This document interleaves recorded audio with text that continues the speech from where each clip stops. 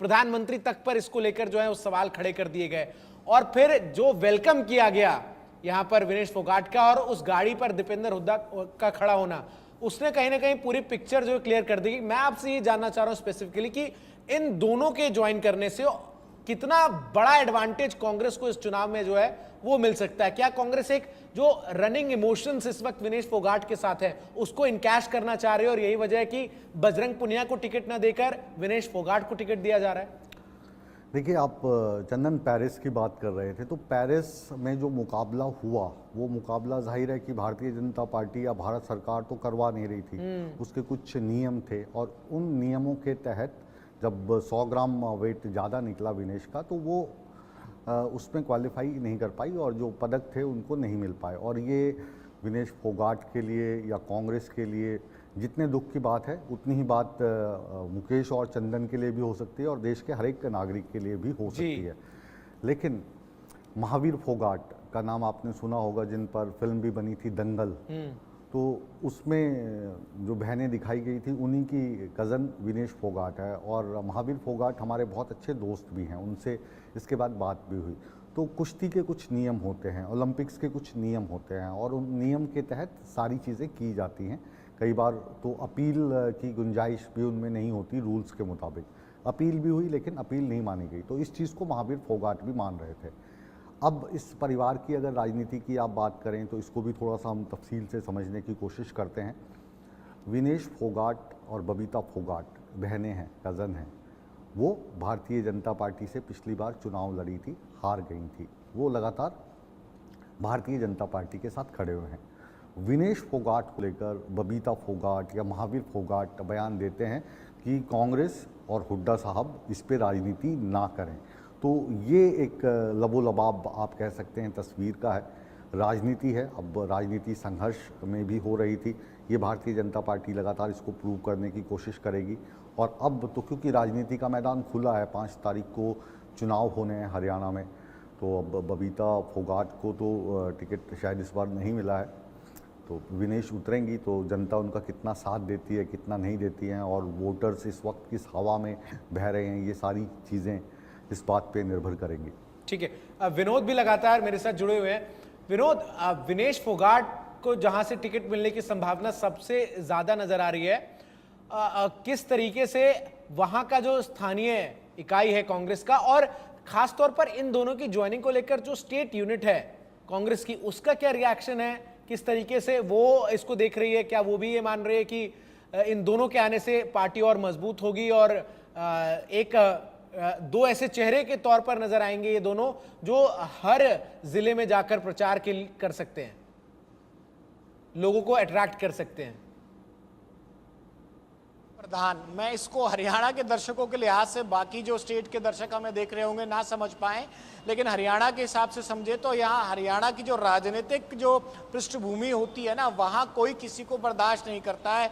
चाहे कोई आप सिंगर होइए, चाहे आप बॉलीवुड स्टार होइए या कोई भी होइए, वहाँ तो राजनीतिक विरोध किसी का भी हो सकता है। मेरी बातचीत जहाँ हो रही थी वहाँ के लोकल लीडर्स के साथ, पहले तो मैं दावेदार बता दूं, जुलाना से परमिंदर ढुल जो 2 बार के विधायक हैं वो कांग्रेस की टिकट के सबसे प्रबल दावेदार थे और जुलाना पे सीधा असर होगा। और लगभग जो कई लीडर्स ने उनको स्टेट यूनिट के प्रॉमिस भी कर रखा था टिकट का और लगातार उनके कार्यक्रम वहां नजर आते थे। तो ऐसे में कहीं ना कहीं ये हो कि विनेश फोगाट आ जाए और उनका कोई विरोध ना हो, तो ये हरियाणा के चुनावी समर में होने वाला नहीं है। समर तो नहीं, विंटर है, तो यहाँ ये होने वाला नहीं है। ये आप मान के चलिए, विनेश फोगाट है, ठीक है, आपको कांग्रेस आला कमान की तरफ से मान सम्मान मिलेगा, टिकट भी मिलेगा और जो भी नतीजे जनता तय करेगी वो बाद में तय होगा।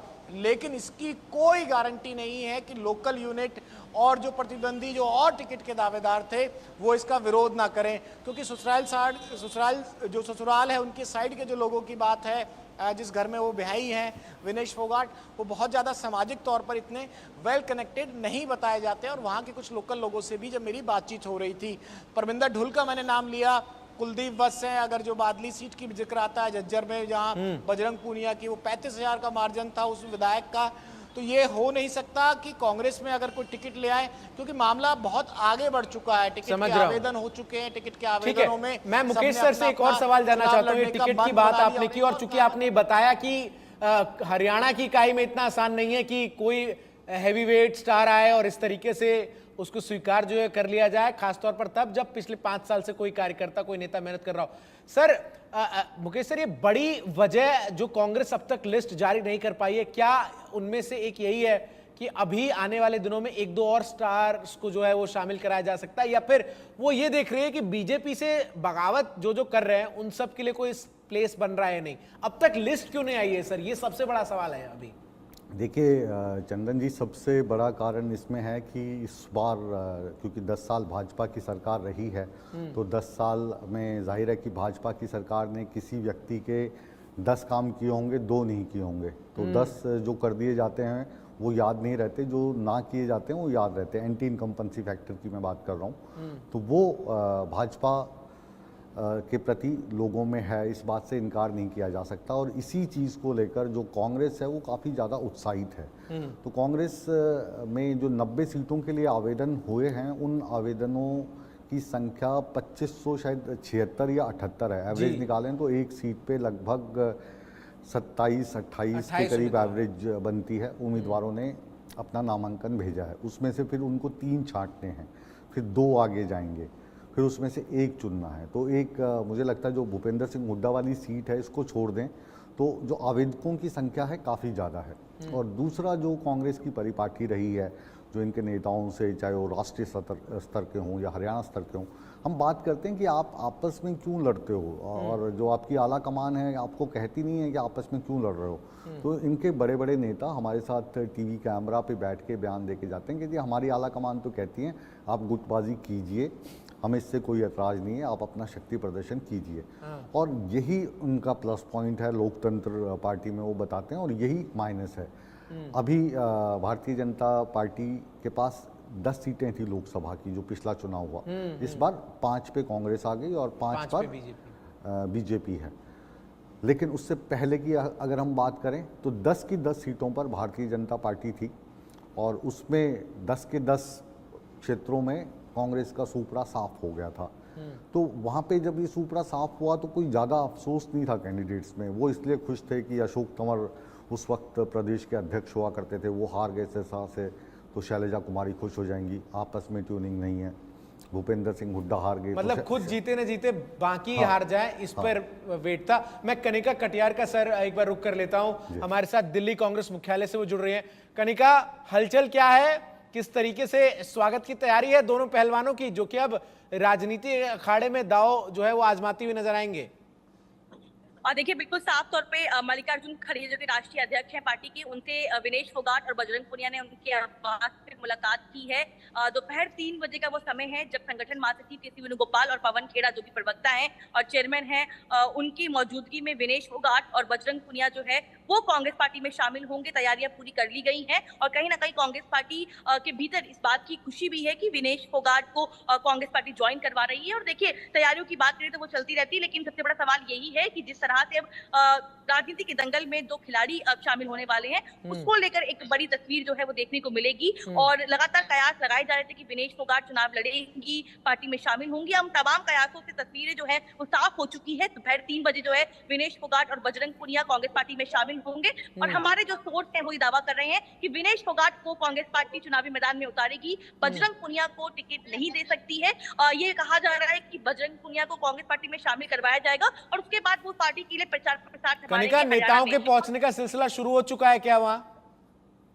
देखिए, बिल्कुल मैं साफ तौर पर दिखाऊं आपको तस्वीरें, तो तमाम जो टिकट प्रार्थी हैं, जो समर्थक हैं, जो कार्यकर्ता हैं, वो यहाँ पहुंच चुके हैं। कई नेता जो हैं वो भी पहुंचना शुरू हो चुके हैं। हालांकि केवल संगठन महासचिव जो के सी वेणुगोपाल और पवन खेड़ा है, उनकी मौजूदगी में विनेश फोगाट और बजरंग पुनिया की ज्वाइनिंग होगी। लेकिन कहीं ना कहीं अपने आप में कांग्रेस पार्टी के भीतर जो है वो एक सकारात्मक माहौल इसलिए बना हुआ है क्योंकि कांग्रेस के तमाम जो नेता है वो इस बात का लगातार दावा करते आए हैं कि हरियाणा में कांग्रेस पार्टी की स्थिति मजबूत है। 10 साल बीजेपी की एंटी इनकम्बेंसी एक बड़ा मुद्दा कांग्रेस पार्टी की ओर से उठाया जा रहा है। माहौल काफी अच्छा है, ये कांग्रेस पार्टी का कहना है। और इसी कड़ी में देखा जाए तो जिस बात का आप जिक्र कर रहे थे कि टिकटों का ऐलान क्यों नहीं हो पाया, उसकी सबसे बड़ी वजह यही है कि विनेश फोगाट और बजरंग पुनिया को लेकर फैसला भी नहीं हो पाया था, इसीलिए कहीं ना कहीं समझ गया। लेकिन अंतर कलह जो है वो भी एक बहुत बड़ा जो है कारण वो है। बड़ी वजह। मैं फिलहाल जरा से विनोद का भी एक बार रुक कर लेता हूं कनिका।